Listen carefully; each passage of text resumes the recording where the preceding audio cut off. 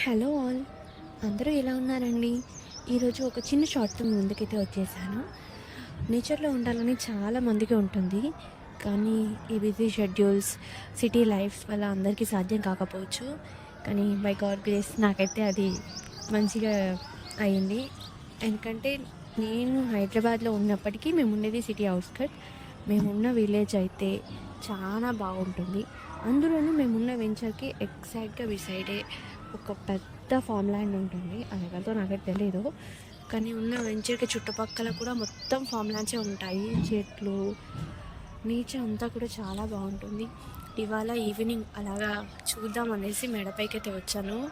చుట్టూ చూస్తుంటే నేను ఒరిజినల్ సౌండ్ కూడా డిలీట్ చేయట్లేదు. మీరు ఒకసారి వినండి.